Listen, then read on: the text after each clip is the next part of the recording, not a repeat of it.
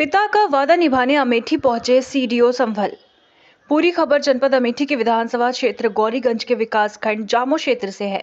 जामो क्षेत्र के हर गांव स्थित सिद्ध पीठ सिद्धादास धाम पर लोग मन्नतें मांगते हैं और इच्छा पूरी होने पर जो संकल्प लिए रहते हैं वो करते हैं। आज इस सिद्ध पीठ पर सीडीओ संभल की मनोकामना पूरी होने पर विशाल भंडारे का आयोजन किया गया। इनके पिता द्वारा मन्नतें मांगी गई थी, वहीं मनोकामना पूरी होने पर विशाल भंडारे का आयोजन किया गया। भंडारे में दिखाई पड़ी पारंपरिक परंपरा की झलक। पारंपरिक रूप से श्रद्धालुओं को करवाया गया भोजन, जमीन पर बिठाकर हरे पत्तल और मिट्टी के कुल्हड़ में करवाया गया भोजन प्रसाद। मंदिर के पीठाधीश्वर महंत सिद्धा शरण पांडे यानी ज्वाइंट सेक्रेटरी उत्तर प्रदेश शासन की उपस्थिति में हुआ आयोजन। भारत मिश्रा सीडीओ संभल द्वारा करवाया गया कार्यक्रम जामो थाना क्षेत्र अंतर्गत सिद्धपीठ सिद्धादास धाम हर गांव में चल रहा कार्यक्रम। अमेठी से bureau chief summer Bahadur Singh की रिपोर्ट। धाम पे आपने कार्यक्रम किया है, 1000 ब्राह्मणों को भोजन करवाया है, क्या कुछ कार्यक्रम है, क्या कुछ मान्यताएं हैं आपकी? यह कार्यक्रम हमारे पूज्य पिताजी श्री बाबू राम मिश्र ने संकल्प किया था श्री बाबा जी के चरणों में, साहब सिद्धादास महाराज के, कि हमारे चाचा के बेटे श्री राम एक मिश्र एसडीएम हो जाएं और हमारे छोटे भाई के बेटे श्री दिनेश मिश्र जज हो जाएं और हमारे लिए, मैं उनका स्वयं पुत्र हूं, सोचा था रेंजर हो जाएं। और बाबा की ऐसी कृपा हुई कि सारे हम तीनों लोग ऑफिसर हो गए उनकी कृपा से।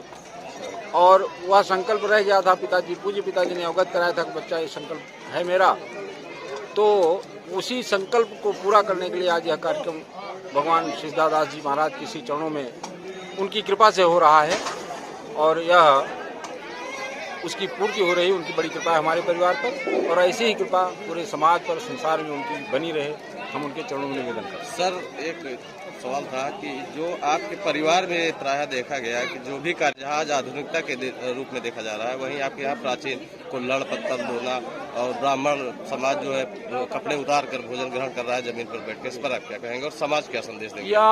यह समाज के लिए नितांत आवश्यक है। भोजन करने की विधाएं हमारे शास्त्रों में वर्णित हैं।